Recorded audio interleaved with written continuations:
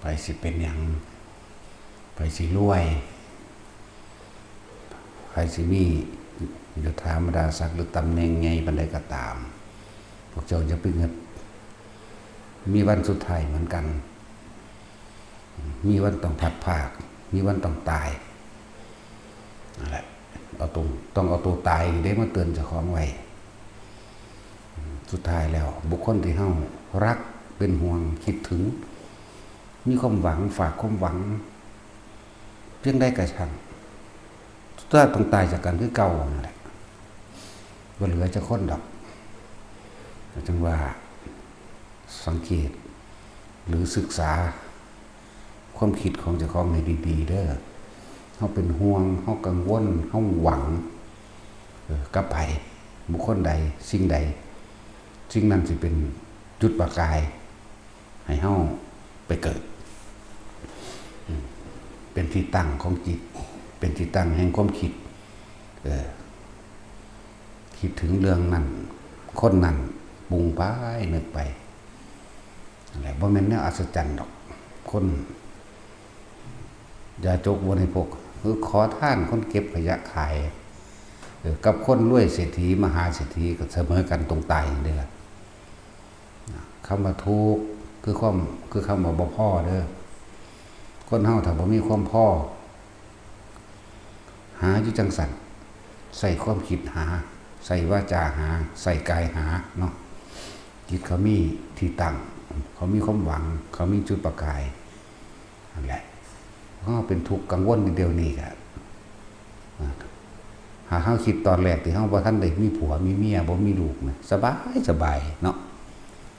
คิดแต่สิไปเล่นบางหันบางนี้นึงเด้มันบ่ท่านอยากได้หยังเด้บ่ท่านอยากได้หยังบ่ท่านอยากเป็นหยังบ่ท่านอยากได้ให้หน้าบ่ท่านอยากได้ที่ดินหลายๆบ่ท่านอยากได้รถบ่ท่านได้หยังดอกเป็นสบายอยู่พอแต่ปิ้งปัวมีเมียล่ะเริ่มเป็นเจ้าของเนาะเป็นเจ้าของคนผู้นั้นนะต่อมาก็มีลูกก็เป็นเจ้าของลูกเข้าไปอีกบัดนี้มันก็จะมีชีวิตเป็นส่วนตัวของเจ้าของบัดนี้ครับเริ่มจากแบ่งสมบัติได้บัดนี้เนาะขอมูลขอมั่งขอขั้นสมบัติจะแยกออกไปเป็นตัวเองก็ว่านั่นแหละต้นมันอยู่ไสล่ะต้นมันอยู่ที่ราคะเนาะต้นเหตุมันตอนแรกก็บ่เป็นหยังตอนน้อยเขาเรียนหนังสืออยู่ฮอดป .5 ป .6 มานี่เนาะฮอด15 16เริ่มมีความคิดเนาะนั่นไปทั้งนั้น16ขึ้นไปล่ะเริ่มมีแล้วอยากได้ผู้นั้นอยากเอาผู้นี้แล้วได้บาทนี่นั่นนั่นแหละเริ่มต้นแรกมันเกิดจากความคิดของเฮาอย่างว่านั่นแหละสัญญาอารมณ์ความรู้สึกเก่าๆที่เฮากำลังแสวงหาอยู่มันท่านได้พูดพอท่านถึงเวลามันพูด บ่มีไผสอนเด้เอากันนี่ไปรีเอากันเองเป็นเนาะบ่มีแปลกบ่ล่ะประเทศให้เฮ็ดหน้ากันไปเบิ่งตัวอย่างเฮ็ดหน้าเฮ็ดสวนปลูกอ้อยปลูกมันปลูกยางหรือท่อผ่ายิบผ่าสารพัดทุกอย่างแหละเรียนหนังสือไปเบิ่งเด้ไปเบิ่งแต่ตัวนี้บ่ได้ไปเบิ่งเนาะบ่มีผู้ใดเฮ็ดให้เบิ่งที่หามันนี่ จังซั่นล่ะนั่นแหละบัดนี้มันมีความรักใคร่ล่ะความรักความใคร่คำว่ารักของลูกก็คือไว้ครอบครองสนองตัณหาตนคำว่าใคร่คือความอยากให้มันได้ดังใจแบบนี้ว่าใครอยากในรูปหลักษณะท่าทางรูปรสกลิ่นเสียงนะเพราะตอนใดกันมาแล้วก็อยากเป็นส่วนตัวยังว่าล่ะความรักใครนี่เป็นพลัง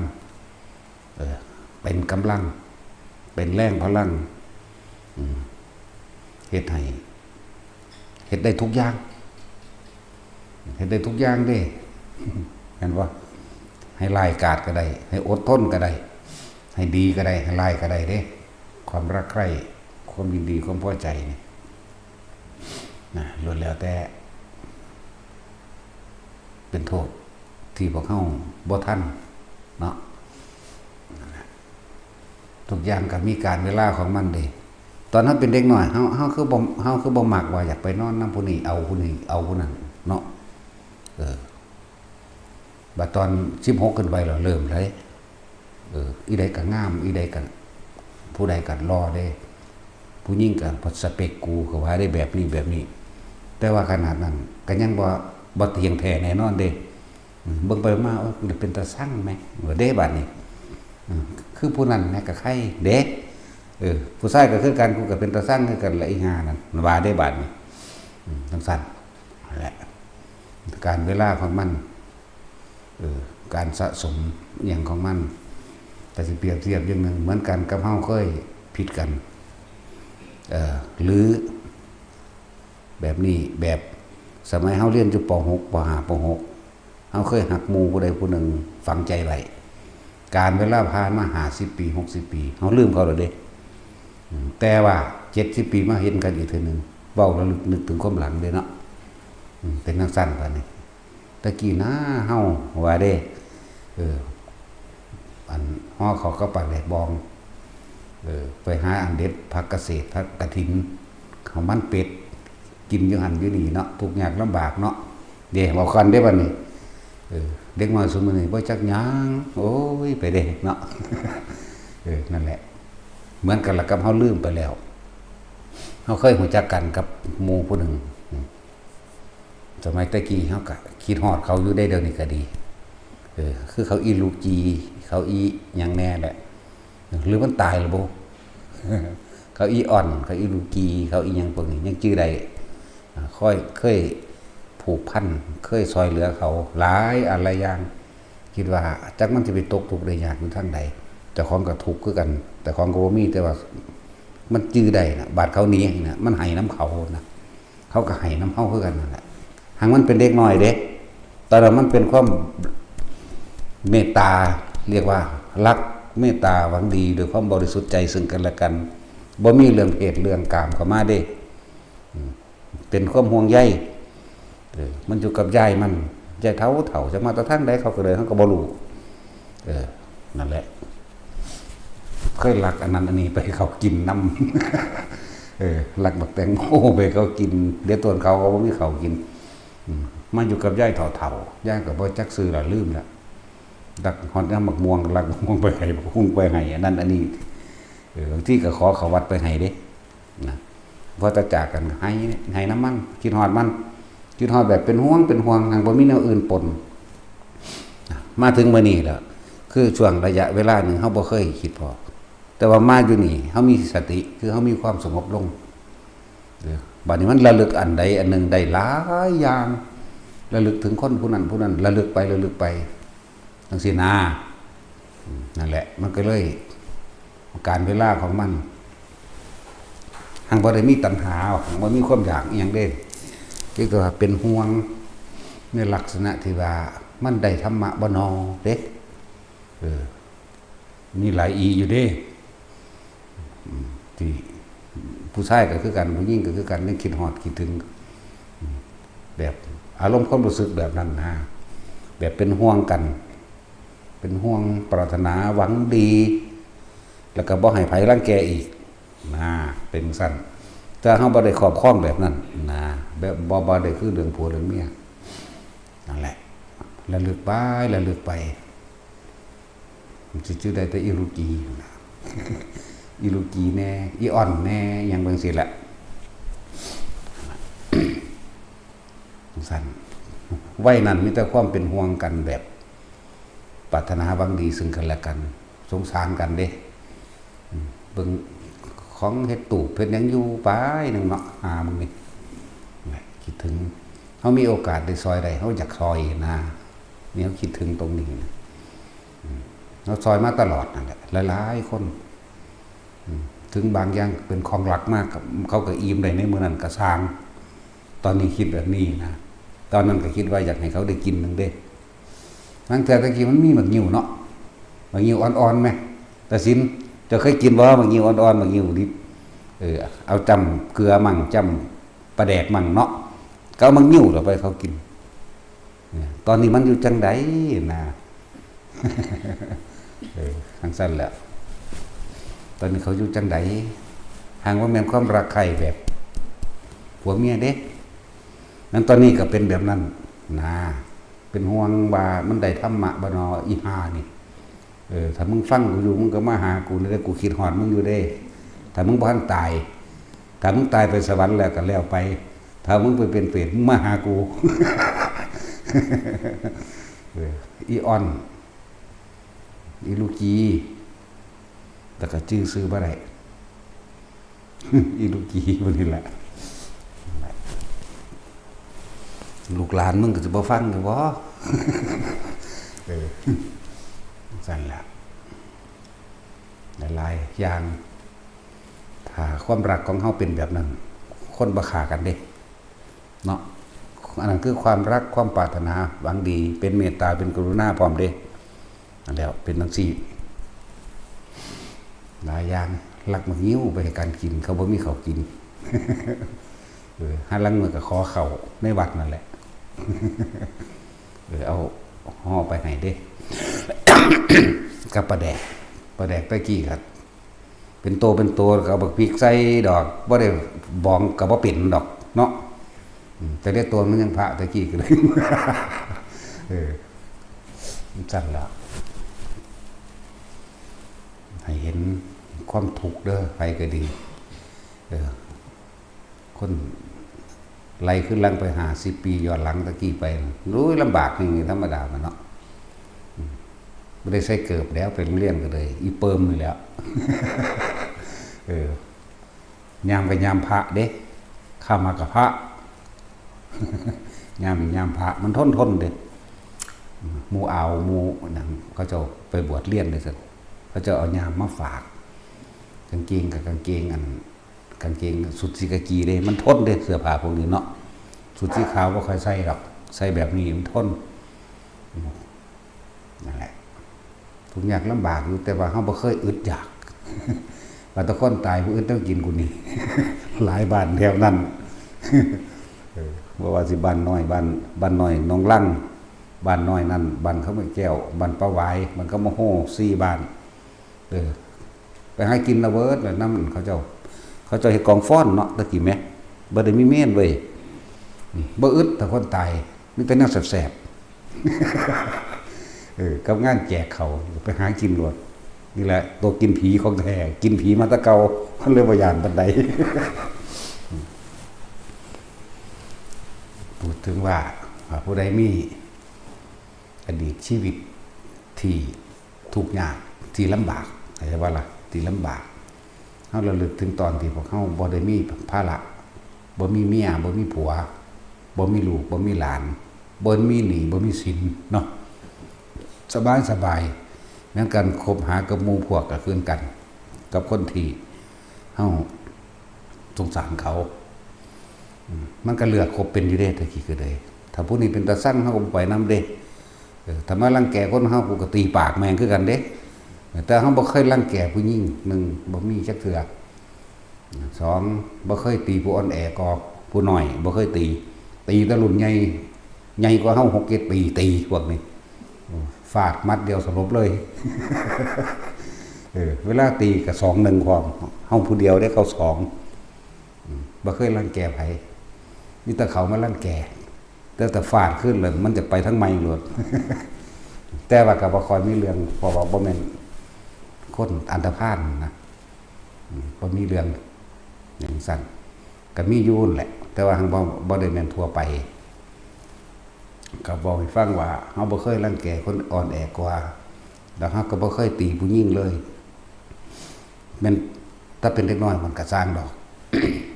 มีแต่ให้เขาตีเฮาบ่ตีเขาได้ให้เขาตีผู้หญิงก็ดี นั่นแหละคือเฮาเอาความรักแบบสมัยเด็กน้อยนะมาเทียบใส่เดี๋ยวนี้เฮ็ดได้บ่บัดนี้มันบ่ได้เด้บัดนี้มันมีแต่ความห่วงลูกห่วงหลานแต่ขนาดโซคนเสมอลูกหลานตีกันก็ศูนย์ไปนำเขาแล้วลูกหลานเจ้าของผิดแท้ๆเนาะก็ยังจะเอาชนะพ่อแม่บางคนเลี้ยวระย่ำบ่จักเด็กหน่อยบ่จักผู้ใหญ่เนาะ ลูกเจ้าของไปรังแกเขาบาดเขาฟาดขึ้นลมเนี่ยไปถีบเขาเลยก็มีเตะเขาเลยก็มีเด็กน้อยๆหรือซ้ำลูกเจ้าของนั่นแหละนั่นแหละนะครับเพราะว่าอย่างมันขาดคุณธรรมขาดศีลธรรมขาดคุณธรรมบ่มีหิริโอตตปะบ่มีความเกรงกลัวบ่มีความละอายบ่รู้จักไว้นั่นแหละถ้าคนบ่มีธรรมะก็เป็นแบบนั้นแหละเป็นแบบนั้นลูกเด็กน้อยตีกันก็ไปตีน้ำเด็กน้อยสาหัสก็2-3 ขวบไปเตะมันจังซี่เนาะจังซั่นแล้วกูก็จะฟันคอมันขาดด้วยกันเลยแนวนั้นนะแต่ว่าคันเรียกตัวลูกมันเลยบ่กล้าเฮ็ดจังซั่นแล้วหลายอย่างพวกเขาก็ล่องไล่เลี้ยงชีวิตที่ทุกข์ยากลำบากมาแต่เป็นเด็กน้อยเด้อชีวิตคนบ้านนอกเฮาบ่ได้ต่างกันดอกแล้วเขาไม่ตะกี้บ่ได้แล้วง่ายปานนี้เด้ฮอดปีใหม่บ่ได้จังแล้วสาปากะเอากะปิดได้สาอยู่คนละข้างเนาะสะปาบ่ทันได้มีเครื่องสูบเครื่องหยังเด้บัดเขาเจ้าเก็บไปแล้วบัดนี้หนาวบ่อยๆมากก็ไปหาเก็บอันปลาขี้เก่านั่นแหละขวดขี้ตมขวดปลาไหลขวดปลารสเนาะตาสินแงบขึ้นมาอันแล้วลำบากบ่ล่ะให้เห็นทุกข์เด้อันนี้ที่เว้ามาอยู่ให้พวกเขาสลดสังเวชใจตัวเองให้เห็นทุกข์ของตัวเองแต่ก็เห็นความเวลาเฮ็ดให้เฮ็ดหน้าเห็นความลำบากของพ่อของแม่เขานำต่อมาเขาก็ว่าเป็นพ่อแม่เขาก็ลำบากเดียวกันอีกจังซั่นแล้วฝนตกฟ้าห้องปานใดก็ได้ดันใส่เพิ่นที่จริงเวลาฟ้าห้องฟ้าผ่าเปียงลงมานี่ล่มเบิ่มมานี่เพิ่นก็ย่านเด้แต่ว่าเพิ่นทำท่าแข็งแกร่งขึ้นมาเพื่อเป็นที่พึ่งของเฮาเนาะนั่นบ่ล่ะเพิ่นก็ย่านคือกันเด้จังซั่นแล้วเพิ่นก็ย่านบ่ย่านเพิ่นสิเข้ามาถึงหน้าเฮ็ดหยังนั่นแหละนี่ให้พูดถึงความลำบากที่ว่ามันสิหากินยากลำบากเพียงใดก็สั่งก็เพียงแค่ว่าหากินซ้ำตายแม้นสิหากินง่ายก็ตามมึงก็หากินซ้ำตายคือกันคนอีสานคนบ้านนอกขอดหน้าพวกเขาคนฟังลาวหรือคนฟังอีสานก็อันเดียวกันก็คักนั่นแหละบ่ได้ต่างกันดอกหาอยู่ให้กินแบบเดียวกันกินกบกินเขียดกินกุ้งหอยปูปลาขุดจิโปมงุ้มหอยกินกลางม่องกลางดางไปใส่เบ็ดใส่กั่งไปเนาะหอดย่ามปลาขอนเอาปลาขอนไปใส่ไส้ใส่ตรงไปแล้วนี่ให้พูดถึงความลำบากในการหากินให้สลดใจว่าลำบากเกิดมาศาสตร์ใดมันก็สิละหากินคือเก่าในตัวเนาะเอาปลาขอนห้างคือกันลักเอาปลาขอนเขาก็มีเนาะก็น่าจากพี่น้องนั่นแหละหลายอย่างตะกี้เกี่ยวเขาไม่ได้เป็นจังซี่บ่ได้มีรถเกี่ยวเอาคนเกี่ยวลงแขกเกี่ยวเขาหาบน้ำท่าล้านแต่สินเฮ็ดเป็นบ่บุญแล้วเฮ็ดเป็นที่ว่าเจ้าตีละวันเด็กน้อยเกิดมาว่านเกิดจักหยังเนาะ เสียหญ้าล้านเนาะหาบขี้งัวขี้ควายได้บาดนี้ก็หาบน้ำก็ปิดตัดเอาต้นอันหยังหลังต้นคัดม่อนมาดเป็นแล้วก็จุ่มเหยียบลาดท่าล้านไปตัวตะกี้ใส่ไม้คัดลาวหาบมันกะแต่บ่มีอัน2 คนก็ใส่มาเฮ็ดมาเป็นของยังกันมาก็ใส่หางดันแล้วลำบากบ่ล่ะตะกี้หาบที่ละ2 มัดขางละ2 มัดนะเลยใหญ่ขึ้นไปแต่ก็รู้สึกมวนเด้ครับบ้องจังหยังเด้เนาะเป็นมวนๆเด้บัดนี้มันก็ม้วนมันก็แล่นล่ะเนาะมาเขามันก็ไปตำกับอันพวกต้นหญ้าต้นหยังในคันหน้าพ่อแม่ก็มึงอย่าแล่นมึงอย่าแล่นบ่ได้ฮู้จักเด้ว่าหมาเขามันโลนลงสนุกงานไปเลยนะท่านพ่อแม่ก็บ่อยากให้มันเสียเม็ดข้าวเนาะโตนอดอยากมันแห้งแล้งอยู่เด้ตะกี้มันบ่ได้เป็นบัดนี้เด้อันนี้ยังหากันกินง่ายห หาง่ายอยู่ความสะดวกสบายซุมื้อนี้มันมีรถแล่นพุ่นแล่นพี่อย่างหลายอย่างตะกี้ย่างเอาไปหากันเนาะหาแล้วเจอสิแกล้งเกิดได้กับผ่านไปปีนึงแล้วก็มีได้ ไปแกล้งเกิดครั้งเทื่อก็2-3 ปียังแกล้งก็มีได้แต่ทั้งยังแกล้งเกิดปีอีกปีนึงมันได้ตั้งกี้มันบ่ทันได้มีอำเภอห้วยเม็กยังบ่มีได้พี่มันอยู่กันทรายวิชัยอยู่เด้จังหวัดนึงเป็นสารคามอยู่ตั้งไปแบ่งใหม่จังมาเป็นอำเภอยังตลาดจังมาแยกออกจากยังตลาดจังมาเป็นอำเภอห้วยเม็กจังซี่เด้นั่นแหละเกิดแล้วไปปีนึงแล้วจังไปแกล้งโอ้ยรถมาพญมื่นคันเดียวนึงเนาะบ้านๆมันขี่รถมาไปแกล้งเลยจั่นละตั้งคน50 ปี50 กว่าปีขึ้นหรือลงมาแน่นี่แหละจังสิเข้าใจสิ่งเหล่านี้เนาะซุมื้อนี้มันจักแม่นหยังไปซื้อผงชูรสแล้วเห็นร้านค้าอยู่นี่อ้าวอีหลาไปซื้อผงแน่อุ้ยหยังดอกไปแล้วมันไม่ลดบัตรเดย์เมื่อขอ20 บาทไปเติมเน็ตขอเอาซุมื้อนี้เนาะใช่แล้วตะกี้คำดำเหมือนปันไดก็สร้างกันได้ไปเด้ซื้อปลาทูไปซื้อยังมื้อนี้แหละร้านมีบูซื้อปลาทูรักขนมลามานำมีบูมีถิ่นมื้อนี้แหละรักเบิดพอใหญ่ตาดมมื้อนี้จังซั่นแล้วเขาเจ้าเฒ่าเขาเจ้าบ่ทันเฮาจังซั่นแล้วก็สิซ้ำเฮาเดี๋ยวนี้ตัวตะกี้ของเฮาเด็กน้อยอยู่บางคนก็ตายไปแล้วแม่เจ้าก็สิอยู่ในระหว่าง50 กว่าตอนนี้เฮาก็50 กว่าบัดนี้เฮาเป็นก็จะเกือบ70หรือ80หรือบางคนก็ตายแล้ว100แล้วนะนั่นแหละ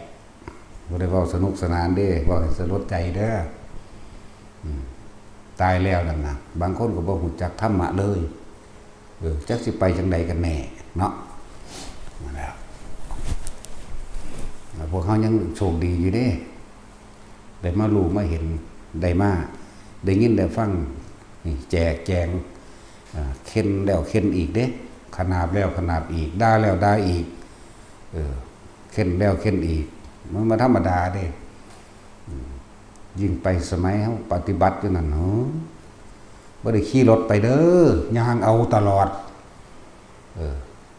บ่แม่นกรรมฐานคุณนางกรรมฐานเหินฟ้าเด้ ย่างเอาโอ้ยได้กล้วย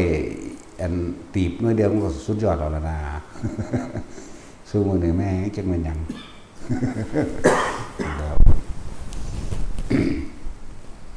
แต่สมัยเป็นเนนมันกะของเฮาฝึกหัดมาแต่พุ่นแล้วโดยประมาณ3 ปีกว่าหรือ4 ปีไปหา4 ปีเกือบ4 ปี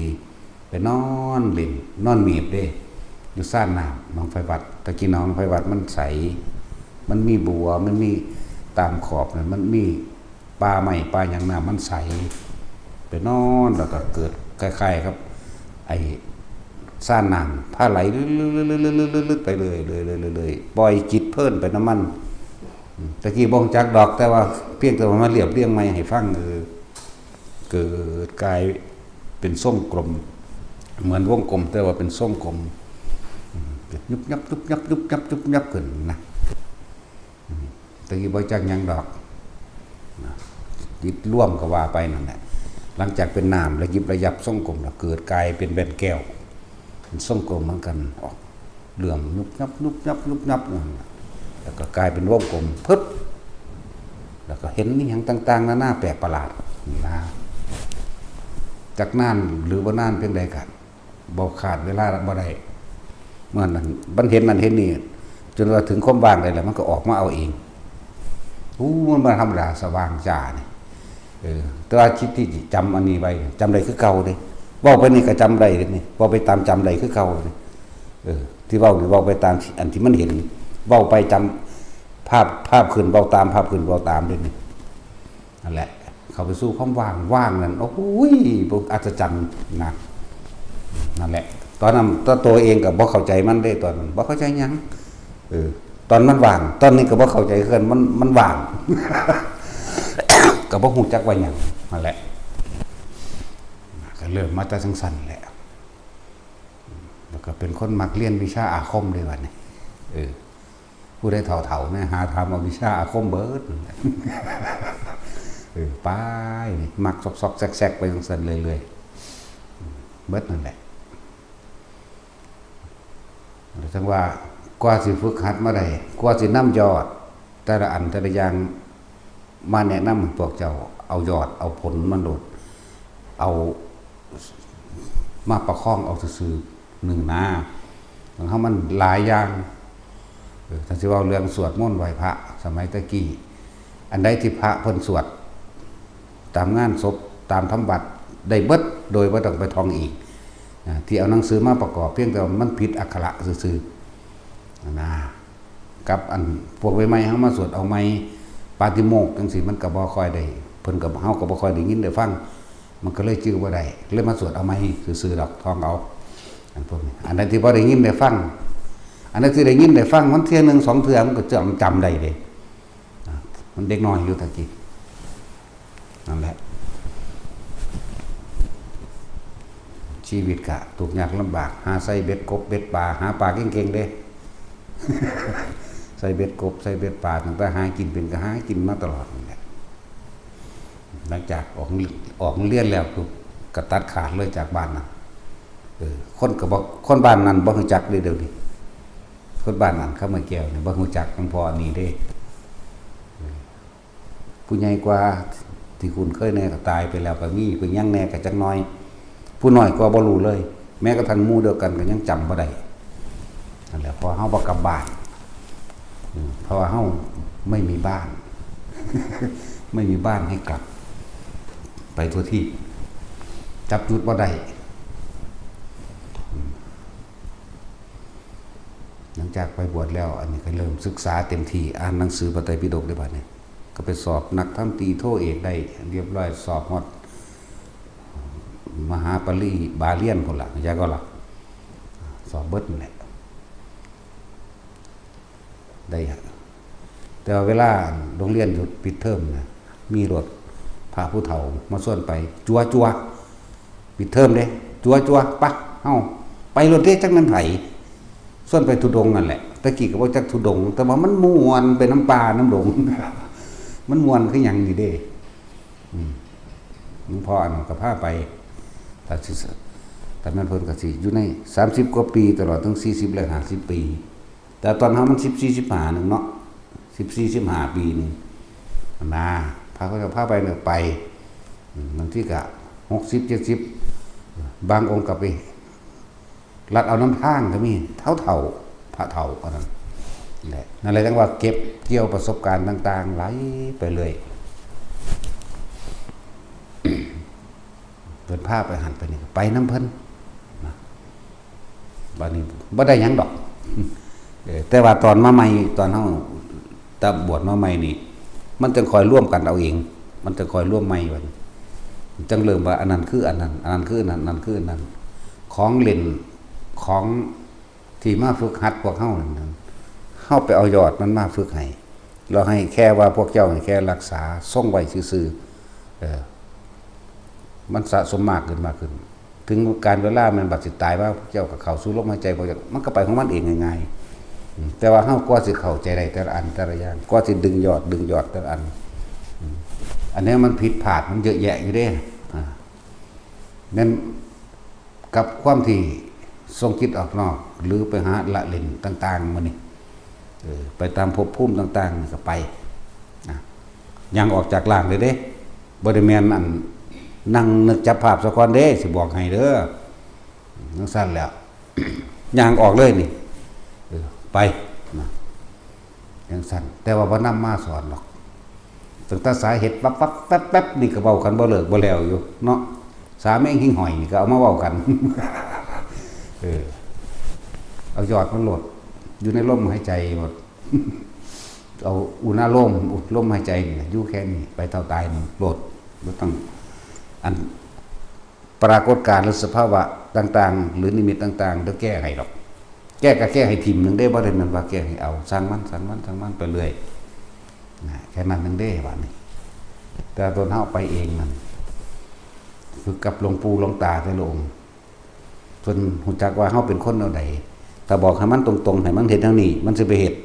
อยากว่าล่ะต้องบอกแนวนี้มันจึงเฮ็ดแนวนี้ แล้วก็ต้องแบบดูถูกท้าทายพร้อม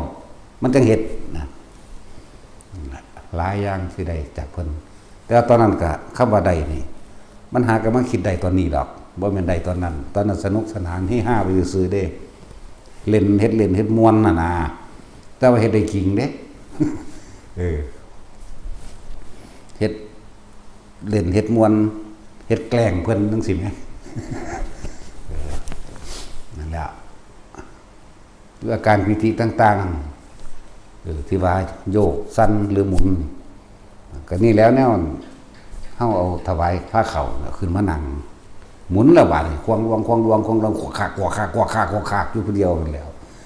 ซาดมันม่วนได้สั่นเบิดมือเบิดคืนอยู่หั่นแล้วคว้ายืนขึ้นก็มีบัดนี้ยืนก็มีนั่งก็มีนั่งย่อๆก็มีเฮ็ดบัดทุกแบบไปตัดเอากระโปรงมะพร้าวเนี่ยมาตัดแล้วเอาตังมาใส่ก็มีหมุนเร็วกว่าเก่าอีกต้องฟกตกไปผมก็มีนั่นแล้วแต่ว่าเฮาฮู้ต้นมันมาว่าเฮาเฮ็ดจังใดเป็นจังใดแต่ว่าเฮาเอายอดมันเอามาให้เข้าใจบ่นี่แต่เอายอดมันมาให้ซื่อๆเด้เราเฮ็ดแบบนี้ให้พวกเจ้าทรงชาญเจริญชาญแบบนี้เด้อถ้าผู้ใดอยู่ในลมหายใจใดมันบ่คิดถึงกองการกิเลสถึงสิเป็นปฐมฌานก็สร้างวิปัสสนากับสมถะกับวิปัสสนาตีคู่กันเลยบัดมันเมื่อยขี้คร้านคิดมันก็เข้าสู่อาการปิติบ่มีความคิดดูเฉพาะอาการปิติอย่างเดียวนั่นก็เป็นฌาน2ปราศจากความคิดนึกเด้ฌาน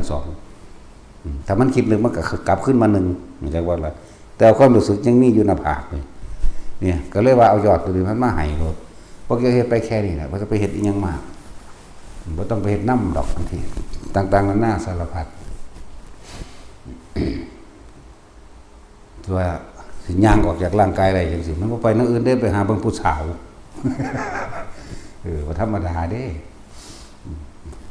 หาเบิ่งผู้สาวผีนางนาคน่ะงามๆมีแต่พวกงามๆเหมือนกันเด้ออกไปครั้งแรกสู่เขาบ่ได้ที่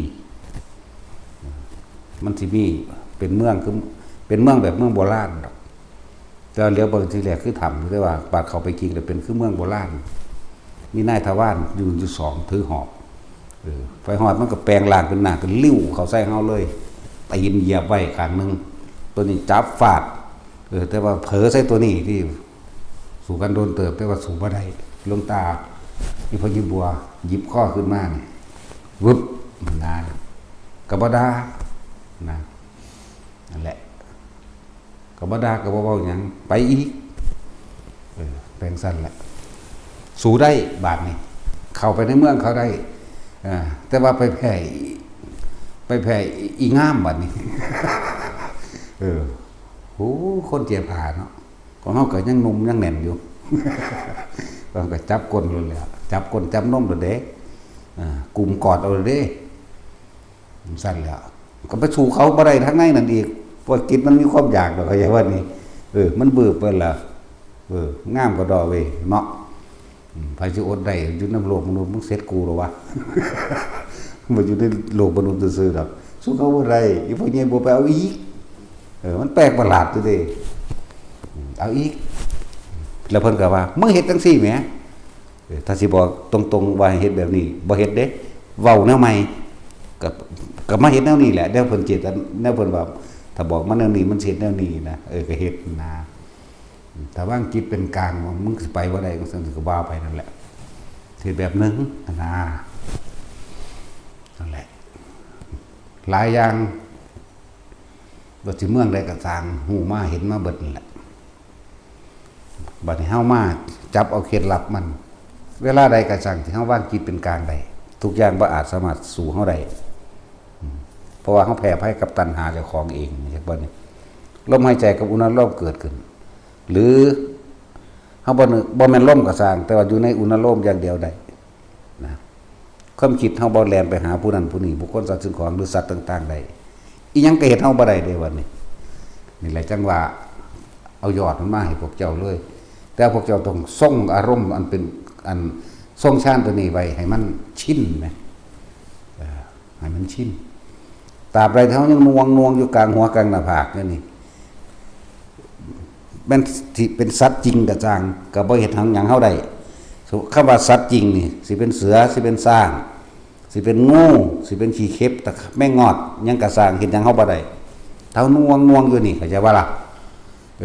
นี่คือสัตว์จริงๆสิเป็นหมาสิเป็นหยังกระสร้างเถอะเฮ็ดหยังเฮาบ่ได้เลยนั่นแหละบัดนี้สิเป็นของลึกลับกระสร้างก็เฮ็ดหยังเฮาบ่ได้อีกตัวลึกลับอยู่ห่างเฮาอยู่ว่านึงมันก็มีอยู่เด้เทวดามิจฉามันก็มีเด้มันก็แปลงร่างมันนิรมิตกายให้เป็นซากเน่านิรมิตกายให้เป็นปีศาจอสุรกายแล้วแต่มันเฮ็ดเด้ตราบใดที่เฮายังอยู่นี่เฮ็ดหยังเฮาบ่ได้ที่มันเฮ็ดได้เพราะว่าเฮาไปทอดสะพานลำเลียงมามันเองมาให้มันมานำกับความคิดเฮาเองเข้าใจว่าบัดนั่นแล้วนี่สำหรับที่บอกว่าโอ้ที่พุทธเจ้าเพิ่นว่าผู้ใดอยู่ในอานาปานสติมารทั้งเทวดามารพรหมทั้งหลายไม่อาจสามารถทำอะไรอันตรายเราได้เลยเขาจะว่าละบาดนี่ตราบใดที่เขาอยู่เพิ่นเขาบอกแต่เพียงแค่เรื่องว่าลมหายใจแต่ความจริงแล้วเฮาปฏิบัติมันบ่แม่นแค่อยู่ลมหายใจแม่นบ่มันจะมีอาการปิติต่างๆเกิดขึ้นแน่ เพิ่นก็ให้เฮาต่อยอดเอาเลยเว้ยก็บ่แม่นว่าสิไปบอกเบิดบ่นั้นคนตั้งหลายคนพระตั้งหลายล้านในสมัยนั้นเนาะสิไปเอาทุกกีอยู่นั่นแต่เฮายังเอาทุกกีอยู่เด้จะเอาของเพิ่นเป็นผู้ใหญ่เป็นขอใหญ่นั่นล่ะ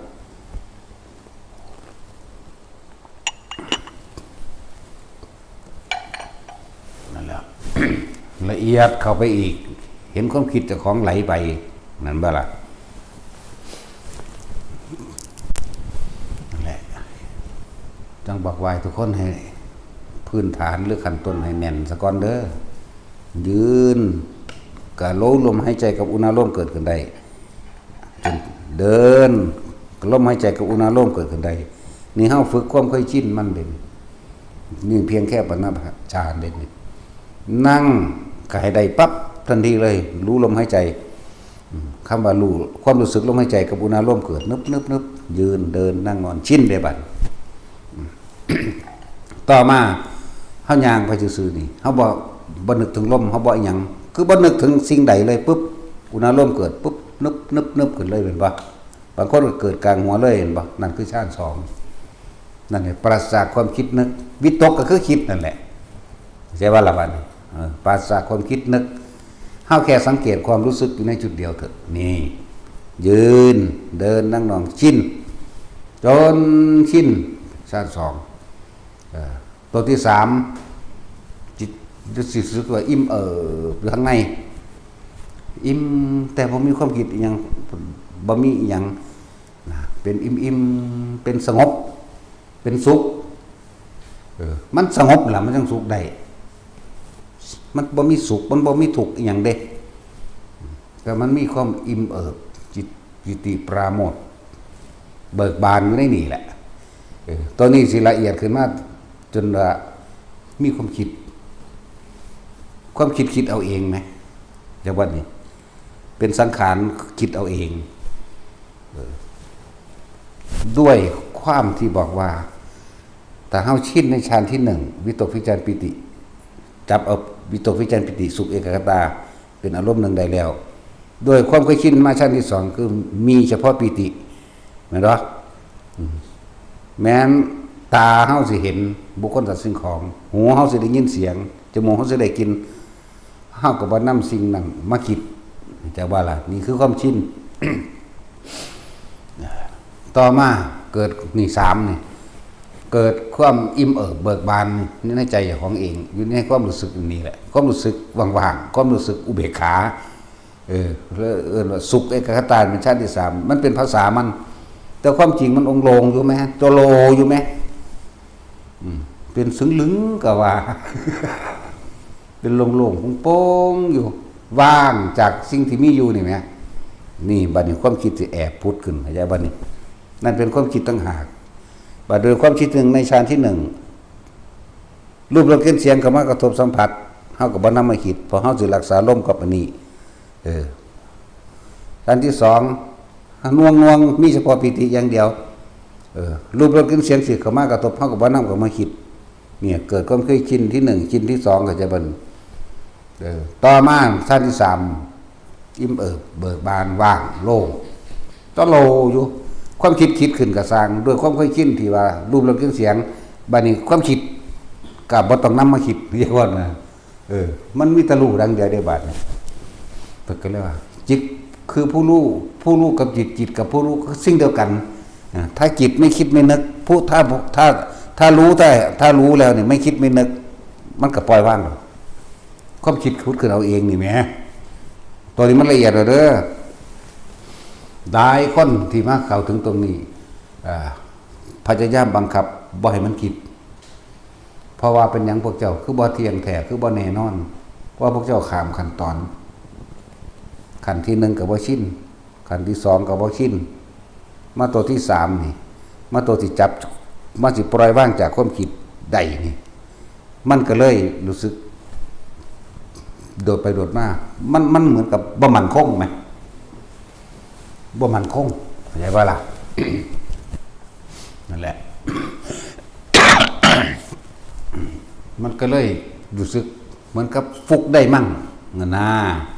มันบ่คือพวกเขาที่จับเอาที่ละจุดกูสิบ่ข้ามขันนี่นะถึงตาเฮาฝึกมาว่าที่เฮามากำหนดตนเองใส่ตอนทันที่ว่ากูจะต้องเบิ่งลมหายใจโดยบ่ให้ขาดออกจากลมหายใจใน7มื้อกูสิบ่ให้ขาดสติคือนึกถึงลมอยู่อย่างเดียวนี่บ่ให้มันขาดบ่ให้มันเผลอหลับบ่ให้มันเผลอหลับหรือเผลอไปตามนิมิตนะเนี่ยว่าสิกุมเอาอยู่7มื้อบ่ได้จักเทื่อเลยเถิดไปทางเท่าใดนะเลยเถิดไปจนถึง5 เดือน6 เดือนกว่านั่นแหละความเพียรความอดทนมันสั่งสมไปของมันหลังจากนั้นความเพียรมีกำลังของมันเองเข้าใจว่าล่ะความอดทนก็มีกำลังเองความเพียรก็มีกำลังเองสมาธิก็มีกำลังเองเด้สติก็มีกำลังเองแบบบ่ห่วงหยังปัญญาก็รู้เท่าทันความคิดต่างๆปรุงแต่งต่างๆมีกำลังมันเองเข้าใจว่าล่ะแล้วจะว่าอินทรีย์ภาวนาชั้นเลิศอินทรีย์มันแข็งมันแกร่งแล้วศรัทธาอินทรีย์สติอินทรีย์ก็ว่าไปปัญญาอินทรีย์วิริยะอินทรีย์จนถึงปัญญาอินทรีย์มันเกิดกลายเป็นพละเข้าใจบ่ศรัทธาภระวิริยะภระสติภระสมาธิกับภระแล้วกับปัญญาพละมีกำลังกล้านั่นคือมันเป็นเอาเองได้บาดนี้มันบ่ห่วงหยังเพราะว่าเฮาอาศัยการสั่งสมความเพียรก็พยายามเอาตัณหาละตัณหาเขาจะว่านี่เอาความอยากละความอยากกูต้องเฮ็ดให้ได้กูต้องเฮ็ดให้ได้นะปุ่นมันเทียบปุ่นเวลานั่งบ่แม่นดูถูกเพิ่นไปเทียบว่าเพิ่นกับคนคือกันกูกับคนตัวเป็นจังเฮ็ดบ่ได้คนคือกันแท้ๆนี่จักบ่ล่ะเลิกเอิ้นว่าเอามานะนี่ละมานะก็จะว่าเอามานะทิฏฐิเจ้าของละมานะทิฏฐิเจ้าของโดยเอาผู้อื่นมาเปรียบนี่นะตัณหาละตัณหามานะละตัณหาสั่น ถ้าเฮาเพียรพยายามในตัวเฮาเองหรือของมันเองมันไปใส่มันจะเป็นเองดอกบาดนี่เนี่ย6 เดือนกว่าๆนั้นมันบ่ได้สนใจมรรคผลได้บาดนี่มันบ่ได้สนใจผลที่คาดไว้ได้บาดนี่ตะกี้มันไปคาดจอสนใจผลที่คาดไว้กูต้องได้7 มื้อต้องเป็นอรหันต์ให้ได้7 มื้อเข้าใจว่าล่ะเอาไปอ่านมาแล้วนะว่าผู้ใดเพ่งอยู่ในอานาปาน7 วันมั่ง7 เดือนมั่ง7 ปีมั่งมันบ่ล่ะแสดงแต่ของตั้งกับความโลภของคนเนาะความอยากของเฮายังแรงกล้าความโลภของเฮาแรงกล้าอยากเข้าใจว่าล่ะกลุ่มเอา7 มื้อโอ้ยมื้อนึงล่มอยู่เป็น100เป็นพันเขาเดี๋ยวเผลอหงายไปน่ะนับ1จักวัน บัดนี้ความคิดบ่เพ้อกระสังเสียงนกแวกไปแล้วตั้งไม้ตะกี้หลับตานำเด้มันหยังขอแขกเสือกไปเมื่อนตาเบิ่งเรียกว่าล่ะนำหนึ่งไหมเริ่มต้นไม้ทุกครั้งที่ล้มเหลวเริ่มต้นไม้ทุกครั้งที่ล้มเหลวเริ่มต้นไม้ทุกครั้งที่ล้มลุกขึ้นมาล้มต้นไม้นับหนึ่งเพราะสั่นสิบอกว่าเขาบ่ได้เฮ็ดอันบ่เล่นๆเด้อเขาเฮ็ดมาเป็นแสนเป็นล้านเทื่อนั่นบ่ได้บอกเล่นๆเด้ล้มแล้วล้มอีกล้มแล้วล้มอีกแต่ว่าล้มแล้วก็ลุกตั้งอยู่หั่นมาแล้วจนถึงบางหันมันบ่ได้มีความขาดคะเนมันบ่มีความหวังเป็นของมันเราเองเลยเหมือนเป็นแมงมึงจะตายบ่ตัวบันเฮ็ดเบิดทุกแบบคือพยายามสิจับลมบ่ให้ขาดแต่ใจบัดนี้พยายามสิมีสติรู้อยู่กับลมหายใจบ่ให้มันออกกันจากกันเลยนั่นแหละผูกเจ้าของใส่กกไม้ไว้มั่งผูกทั้งหน้าก็ได้ผูกทั้งหลังก็ได้แล้วก็ล่ะผ่ามาพันมาก็มาผูก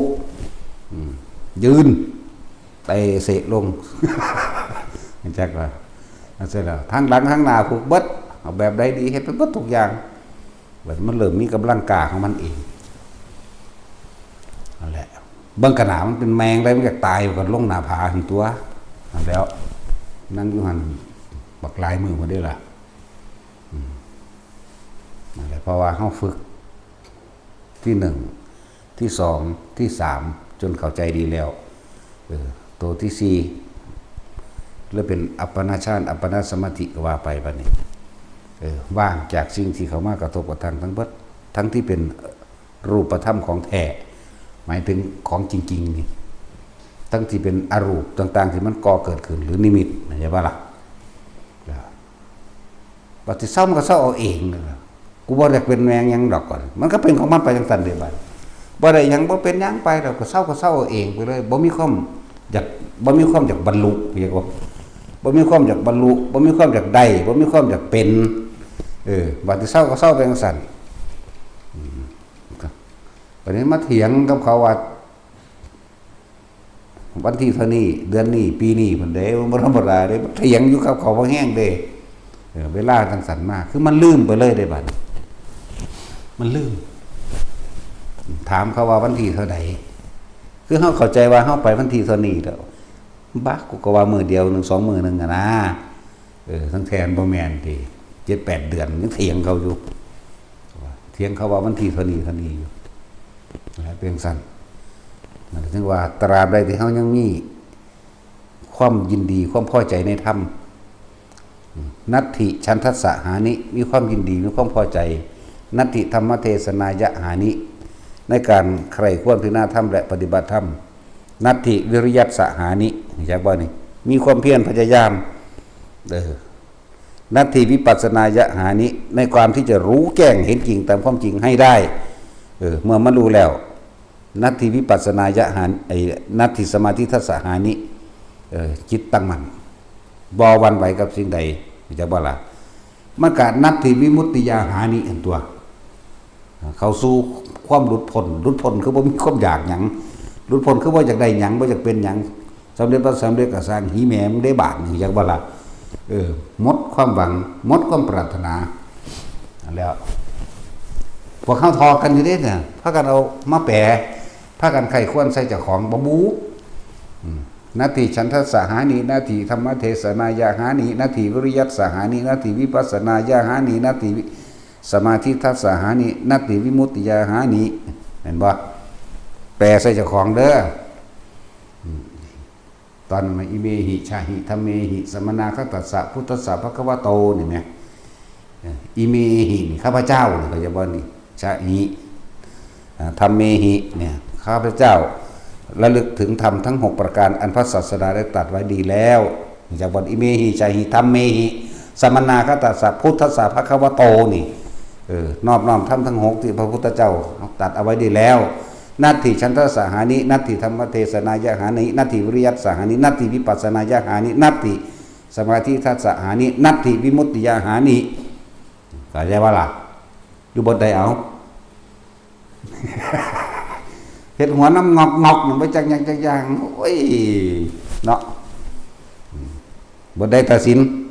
แล้วศาสตร์ก้อนหินอยู่ในหัวนั่นนะ อยู่ในมหาธารณปริสูตรนั่นเองนั่นบอกนังสั้นตัวจังมาต่ออิเมหิทวาทัสหิธรรมหิสมนาคตัสสะทว่าไปว่าอย่าง12เนี่ยอยู่ในอัตนะ12เนี่ยจากบ่นี่นัตติทวานัตติระวานัตติอปุตังนัตติเวคายจิตังนัตติพยาปตาโนนัตติอปติสังขารุเขขาจากบ่จนถึงที่สุดแล้วจิตมันตั้งมั่นในสังขารทั้งหลายต้องบอกมันก็เป็นสังขารุเปกขายานจึงเรียกว่านัตติอปติสังขารุเปกขาเนี่ยบทต่างๆที่พระเจ้าเฮานำออกมาแสดงน่ะล้วนแล้วต้องเป็นไปโดยความหลุดพ้นทั้งเบิดเด้ที่ว่าปริตไปว่าคุ้มครองก็คุ้มครองอยู่ของใจเฮาตัวเองนี่แหละจักบ่ล่ะนั่นแล้วบ่มีได้คาถาไล่ผีมีแต่เมตตาซึ่งกันและกันมีแต่หมู่พวกกันเนาะสุดตัวอิเมหิทวาทัสหิธรรมเมหิสัมมนาคตัสสะพุทธัสสะภควโตนัตติทวานัตติระวานัตติอปุตังนัตติเวคายิตตังนัตติพยาวัตตมโนนัตติอปติสังขารุเปขานี่ใช่ว่าละบาทนัตติทวานัตติระวานัตติอปุตังนัตติเวคายิตตังนัตติพยาวัตตมโนนัตติอปติสังขารุเปขาทำบทนี้เขามาขอฟังดูแปลตรงนี้ให้แน่นี่เขาบ่เข้าใจเทวดาก็บ่เข้าใจเด้จากบลาภาษาอย่างกระหลุนนะมันเนาะกระหลุนพวกนี้ถ้าขนาดพวกนั้นเขายังว่าอันย่าขอความเข้าใจตัวนี้แน่ถ้าวาระวานอภุตังมันยังเด้พวกเขานี่เฮ้ยกูบ่จักกูมีแต่สิสวดป้องกันผี กูสิสวดให้รวยเห็นบ่โอ้ยพวกโรคจิต พวกป่วยทั้งใจพวกป่วยจากพ่อบ่รู้จักหยังเนาะนั่นแหละมันก็ท่องไปที่นั้นอิเมหิอัทธารสหิตเมหิสมณคตัสสะพุทธสาวกโตนะโมสัตตานังสัมมาสัมพุทธานังนี่เมื่อเฮาเข้าถึงตรงนี้แล้วเฮาก็เลยขอความเคารพนอบน้อมของพระพุทธเจ้าทั้งหลาย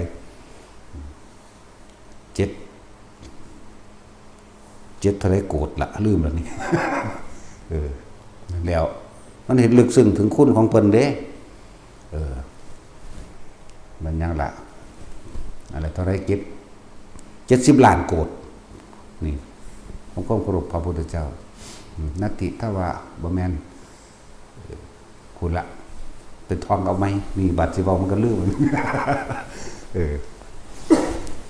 แค่2ข้อก็พอแห้งแล้วบ่เข้าใจหยังเนาะคือว่าพุทธนังชีวิตสารสกาเกนะกิอันตรายโยกาตุงตถามีเฮาตุอ่านอันชีวิตแห่งองค์สมเด็จพระสัมมาสัมพุทธเจ้าที่ใครๆไม่อาจสามารถทำอันตรายได้ชั้นใดขอความเป็นอยู่ของข้าพเจ้าจงเป็นเช่นนั้นเถิดเห็นบ่ล่ะบัดนี้เฮาก็กล่าวคำสรรเสริญเพิ่นตัวเห็นบ่ซั่น ซั่นแล้วบ่แม่นตาสิเอาไปเอามาป้องกันเด้บ่แม่นตาสิเอาเพิ่นมาคุมเฮาเด้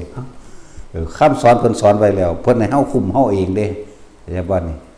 ต้องทำความให้แจ้งในสิ่งที่พระพุทธศาสดาแสดงไว้เด้นั่นแหละแต่ว่าแน่จังซี่ก็บ่มีผู้ใดออกมาแสดงได้มีผู้เดียวตอนนี้ถ้าสมัย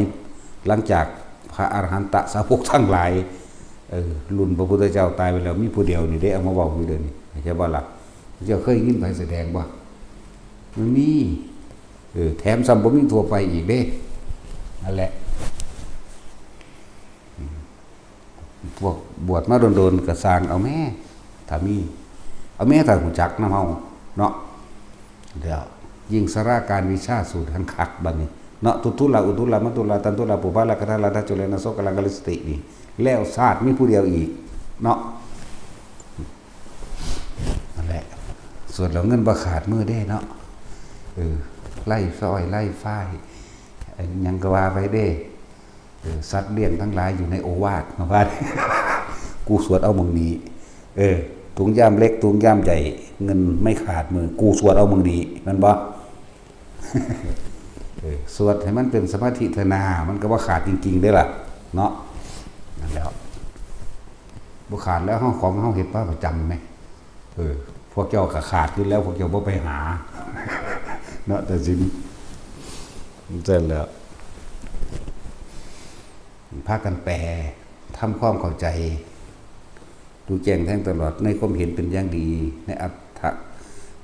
ในทวัญชนะตลอดในความหมายต่างๆเราทำได้หรือยังเราเข้าถึงหรือยังเห็นไหมนี่เด้บัดนี้มองเข้ามานี่มันจังวางไปฝึกไปหัดไปปฏิบัติมามันลำบากคืออย่างนี้เด้บ่ได้สบายแบบนี้เด้อพูนไปหาหลวงปู่หลวงตาองค์นั้นพูนไปนอนพูนไปซี่ใส่ตารางศาลาห่างๆมันกูจะไปนอนได้ทั้งศาลามันพังหมดเลยอันแป้นมันก็ใกล้กันไปใกล้กันมาเอาด้วยความซื้อเพิ่นซี่ใส่นอนพูนก็นอนพูนตัวบาดอันสิสอนวิชาอันนั้นอันนี้ให้ตบมือซะนี่แปะเห็นบ่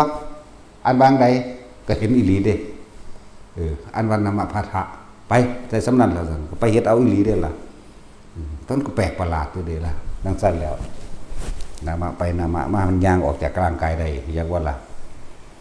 ดังซั่นแล้วก็พุทโธทีปังกโรโลกทีปังอากาสกสินังวิโสทยิก็ว่าไปซื่อดอกว่าคู่คำกรรมฐานเพิ่น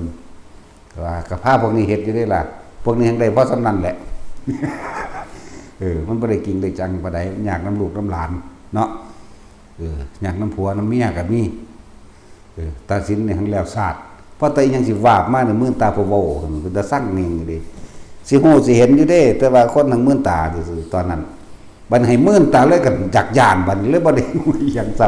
ำตั้งแต่ผีหลอกน้อยบ่หลอกก็ยังห้องบักแห้งอยู่หมู่บ้านอยู่เลย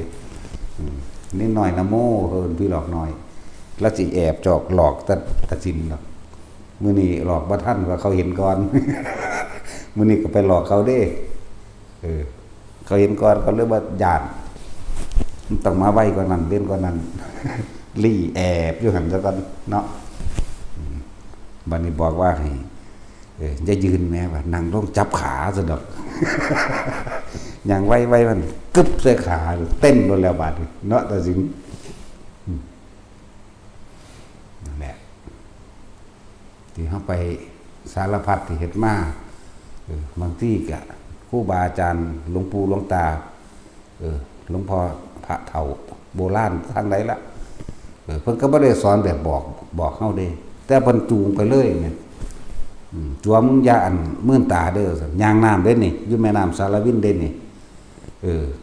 แต่เพียงตุ่มม่องน่ะจ้อมไปอดบ่ได้ก็มื่นตาเบิ่งกันตัวพอแต่มื่นตาเบิ่งก็ปุ่มลงน้ำเลยเด้เพิ่นก็ย่างก้าวย้วยขึ้นไปฟังแต่ก็ได้บ่ลึกพอวันขึ้นฟังแล้วถ้าไปอยู่กลางน้ำมึงเอ้ยตายแน่เฮามักพิสูจน์เนาะก็สิบอกให้เฮารับแต่เจ้าของขันมื่นตาบัดเฮาขันให้รับเว้ยบัดเจ้าของขันมื่นตายางบัดเฮาขันบอกว่าจับผ้าข่อยไปดีๆเด้อน้อยมันก็จับแล้วรับตาว่าซั่นน่ะย่างมาเลยย่างแบบน้ำบ่เย็นๆบ้าว่ามื่นตาเบิ่งตัวแต่ว่าหลุดออกจากมือเพิ่นดีเด้หลุดออกจากผ้านี่เด้ตูมลงน้ำเปียกปึ๊บซั่นแล้วเพิ่นก็บ่เว้าบ่ได้เด้เพิ่นสิเบิ่งความซื่อของเฮาหรือหยังก็บ่รู้ละมีแต่บอกกูรับตาแท้เห็นหยังว่ามื่นตาเบิ่งกันนะว่ามื่นตาก็เฮ็ดได้อยู่แม่นั่นแหละจังบอกว่าเพิ่นบอกเฮาแนวหนึ่งเฮาเห็นแนวหนึ่งแก่เพิ่นสื่อวางใดก็บ่รู้หลายอันหลายอย่างเพิ่นฮู้ว่าเฮามักแบบลิดๆเด็ดๆเพิ่นฮู้เฮามักแบบจังซั่นเพิ่นก็เลยสอนแบบเป็นคนละทีปนะคือบอกว่ารับตาน่ะตั้งแต่เพิ่นให้เฮาลืมตาจังซี่นะที่จริงมันอยากฝืนมันนั่นแหละบัดมาฮู้ที่หลังน่ะโอ้ยใช่มันตัวกูโดนเนาะมื้อตาเฮ็ดก็ได้จังนั้นนี่นั่นแหละเป็นซั่นเฮ็ดทดลองเบิ่งตัวเฮ็ดห้ามเทื่อก็หลับตานั่งนำเพิ่นหลับตาอยู่จะมื้อตาเด้อล่ะเฮ็ดตาฮีๆเบิ่งเด้เฮ็ดตาฮีๆเบิ่งยันเพิ่นว่าแอบมื้อตาเบิ่งอยู่เฮ็ดฮีเบิ่งเสียงเงียงเบิ่งอยู่หลายแบบบาดเพิ่นบอกมื้อตาเฮาก็ไปหลับตาบาดเพิ่นบอกหลับตาเฮาก็จังไปมื้อตา นี่จังเริ่มเพิ่นบอกแนวนึงดอกบัดนี้เริ่มจับทางได้แล้วจะมื่นตายได้มันโผล่มามันตายได้จังว่าสิมื่นตายเฮ็ดโลดโผล่มาก็บ่เห็นว่าสิตื่นได้บัดนี้จับทางได้ตัวนี้หลับตาเฮ็ดได้น่ะมื่นตาเฮ็ดแต่ว่ามื่นตาเฮ็ดได้ก็หลับตาเฮ็ดจังซี่นะมันเลยหลายแบบนั่นส่วนมากกลับไปทางของประหลาดดอกอันแนวนั้นของประหลาดหลายอย่างคนดอกอันนั้นอันนี้เล็กหลอกเล็กลายหรือสัตว์ต่างๆที่ของแปลกประหลาดนั่นสินะมันตาเบิ่งหมดแล้วเนาะ หลายอย่างก็เด้อมันมีพวกปลอดมีอย่างต่างๆสารพัดโหดบ่นำมาเว้าซื่อดอกของบ่เป็นตาแตกตะกี้ก็อยากได้อีหลีได้เรียกได้อีหลีได้ล่ะ ได้มาแล้วก็เล่นไปเลยมาเบื่อเด้เบื่อแล้วก็เอาถิ่มนะเพิ่นทั้งสอนให้เฮาเอิ้นเอาเด้แปลกบ่ล่ะว่าจังซี่ว่าจังซี่ปึ๊บๆก็ออกมาแตกปั้วออกมาดูเด้ล่ะเอาผ้าไปว่างเอาผ้านไปว่างเอาก็ตกปุ๊กเป๊กลงมานั่นแล้วแนวได้ก็สร้างที่นั่นเพิ่นสอนเฮาเป็นเบิดนั่นแหละแต่มาแล้วกันทิ่มเด้โอ้กูสิมากลุ่มค่ารักษาหยังหีแมงหยังพอสำนีได้บาดนี่มันไปจังซั่นได้บาดนี่จังว่าบ่เงินบ่สะอ่อนที่บอกว่าของดีของขลังของนั่นของนี่มาเบิ่งคักๆแล้วมันเป็นบ้ามันแนวมื้อนี้คนนั่นน่ะเป็นบ้าน้ำฤทธิ์น้ำเดชนะคือพระสงฆ์องค์มุภิกษุสงฆ์ซุมื้อนี้ให้บูชาอันนั้นหรือว่ารุ่นนั้นรุ่นนี้นี่หุ้ยกระจอกของเฮาขี่พระบินเลยก็ได้ก็ยังบ่ได้สนใจเพราะว่าบ่แม่นทางพ้นทุกข์บ่แม่นหนทางพ้นออกจากทุกข์เลยกับทุกข์ก็เก่าอีกเพราะว่าหวงเพราะว่ายึดแล้วก็เพราะว่าอวดตัวเองอีกว่าตัวของเก่งมีคาถามีนั่นมีนี่เห็นบ่ล่ะนั่นแล้วเนี่ยจังว่าบ่ได้สนใจเลยอันพวกกันทำนายทายทักหูทิพตาทิพแต่มึงแน่กิ่งบอกเลขมึงคือบ่บอกไป100 ปีพุ่นโลดเนาะแล้วก็บอกทุกประเทศไปพร้อมแหมบอกล่วงหน้าถ้าเขาเปลี่ยนแปลงประเทศนี้เปลี่ยนประเทศนี้เปลี่ยนบอกไปเลยตัวพวกหูทิพพวกตาทิพพวกบุยใบอีหยังต่างๆหั่นน่ะพวกดูดวงที่ดูหาแม่มึงบอกมึงสิถามบอกเอาซื้อเนาะซื้อว่าจังใดเกิดเมื่อใดถ้ามึงดูแม่นจริงๆมึงถามหาแม่มึงบอกลูกก็อีหาเรียนรุ่นนั่นเรียนรุ่นนี่เฮ้ยขี่ตัวเขาแม่นบ่ล่ะขี่ตัวคนเขาอยากหาทางพ้นทุกข์แต่ว่ากลับเอาทุกข์ให้เขามาก็เก่าให้เขาเป็นหลงงมง่ายให้เขาไปยึดติดสิ่งที่ตัวเองหลอกลวงเขาเลยแต่ละมือแต่ละเว้นก็เลยอันนี้เอาน้ำแดงบูชาบ่เอาดอกไม้นั่นเอาดอกมะลินี่ทูบ9 ดอกหรือ80 ดอกหรือ3 กำมันก็มีให้เขางมง่ายไปจังซั่นได้บาดนี้พุทธเจ้ามันก็ห้ามไว้อยู่ได้ล่ะแม่นบ่ล่ะแสดงฤทธิ์จังซั่นซุมื้อนี่มันเป็นฤทธิ์ขี่ตัวอยากบ่ล่ะทำท่าตุกๆตักๆเนาะเงึกๆงักๆสิทธิ์น้ำมูกน้ำมนต์นั่นมันคนละอย่างกันอันนี้โหหลายอย่างอยู่เด้สิไปเห็นเอาทิ่มปัดแสงลูกแก้วพญานาคลากอยู่สักกี่มีแต่เม็ดงามๆตัวมันลอยมาจับเอาก็ทิ่มไว้คนมาขอก็อุ้ยภาษาลูกแก้วตาแมวเนาะก็เอาสั่นตัวภาษาสั่นสักก้อนหินเนาะเตอสินนั่นก็เลยว่าบ่ให้ไปสนใจตัวนั้นเด้อจิตติดที่ไหนย่อมมีความกังวลแล้วก็หึงหวงแสดงความเป็นเจ้าของจิตติดที่ไหนตั้งณที่ไหนแสดงความกังวลและร้อนตรงนั้นเมื่อมีอารมณ์ความรู้สึกในความยินดีและพอใจบ่ว่าสิพอใจนี่ของขังของขึงกระสังนั่นแหละเป็นเดรัจฉานมาจากบ้านนี้ไปหลงไปงมประกอบกับความโลภแม้นที่อยากเอาไปขายก็เป็นเปรตซ้ำแล้วมีคนมาดูถูกโกรธโมโหสัตว์นรกซ้ำมันมีอีหยังดีเลยมันรอดเขียวเงาๆเขาก็จับเบิ้งแหล่ๆนะโอ้ยกูกระถิ่มลงดินกับลุบลงดินอีหลีเด้มันจากบ้านละเขาว่าปลาหลอดทั้งสั้นทั้งสี่เขาว่าแม่งนั่นแม่งจักบ้านละแหละจะจับได้สอดเสมอได้จับเลย นึกสั่นแล้วว่าเป็นหยังตราบใดที่เฮาทรงชาติใดลมหายใจนี่กับอุณหภูมินี่นี่เพียงแค่ปฐมฌานนี่ก็สามารถป้องกันได้เบิดทุกอย่างแล้วอย่าบ่นี่แม้กรรมเก่ามาจากไสแต่ว่าเฮาบ่คิดถึงมันก็มาจากความคิดเฮาตัวเห็นบ่ล่ะมันความคิดเฮาได้อีหยังก็ดีแต่เฮาหยุดคิดได้โดยเอาอาศัยลมหายใจกับอุณหภูมิไว้นี่ปฐมฌานนี่ก็ได้แล้วทุติยฌานได้แล้ว1 2 3 4ได้พุทธเจ้าสอน1 2 3 4 4 3 2 1เฮ็ดเล่นไปมันเป็นเครื่องอยู่เป็นวิหารธรรมของหมู่พระอริยะเจ้าทั้งหลายอันเป็นเครื่องอยู่เด้ถ้าอาจจะบ่เข้าใจเขาอาจจะทรงฌานธรรมดาหรือเป็นโสดาบันอยู่ก็ตามโสดามัคคือก็สร้างถ้าก็ทรงอยู่1 2 3 4 4 3 2 1เขาเจ้าบัดสิตายมาเขาจะได้อรหันต์ตอนใจขาดก็ได้เด้ซึ่งเฮาเลยเข้าใจแต่พระอรหันต์นั่นเนาะได้ตอนตายก็มีเดี๋ยวว่าล่ะตอนเป็นก็มีบอกกำหนดตายโตพวกนี้เหมือนกันหลักกับการละกิเลสสิไปละเอาสังโยชน์10ติสักขยทิฏฐิวิคิกิจฉาศิรพัตตุปมาปิติฆะกามราคะเป็นบ่ล่ะรูปราคะอรูปราคะมานะทิฏฐิอุทธัจจะและอวิชชาไล่ไปจังซี่บ่เลยเปี้ยงบาดเดียวก็มีบางคนก็ไปถึงอนาคาเลยก็มีจากบ่บรรลุหยังนี่แม่นบ่บรรลุอนาคาเลยก็มีบางคนจากบ่บรรลุอรหันต์ก็มีบางคนเรียนเก่งๆหลายๆมากๆได้โสดาบันก็มีคือพระอานนท์ความรู้หลายกว่าหมู่เด้แม่นบ่ล่ะบาดสิตายคั่นบาดอันพุทธเจ้านั้นแล้วจังได๋แหมโอ้ยบ่ธรรมดาเรื่องนี้พุทธเจ้าตาย8 เดือนบ่จังบรรลุเข้าใจบ่ล่ะเมื่อน่ะตอนกับพระอานนท์ก็80 ปีแล้วเด้บาดเป็น81 ปีย่างเข้าใจบ่ล่ะเพิ่นน่ะเพิ่นก็เกิดพร้อมกันเด้กับพระพุทธเจ้าอยากบ่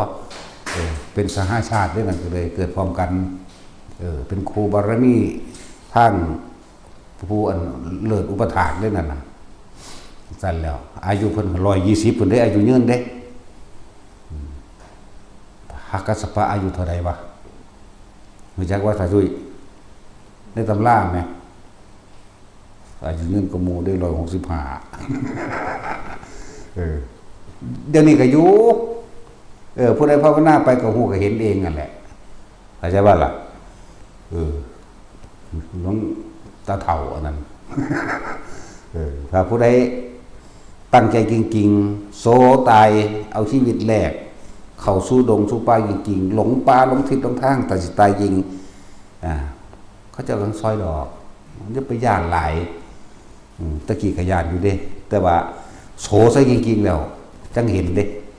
หมายถึงสละตายบ่ซั่นถึงสละเป็นสละตายหรือโสตายเอาตายเขาว่าเอาตายเขาแลกบ่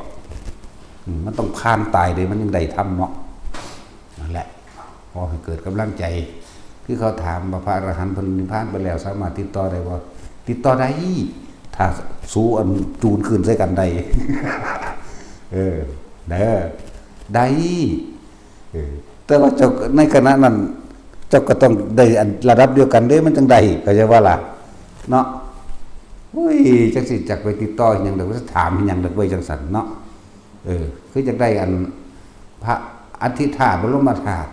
ได้เจ้าของก็มีคือบ่เฮ็ดเอาบ่เมื่อยแบกเมื่อยถือบ่เนาะตั้งแต่อันของเฮาอยู่เดี๋ยวนี้จักยังได้หิแมงสิตายคร้านกินข้าวแม่นบ่ตื่นขึ้นมาจังได๋อุ้ยยังอยู่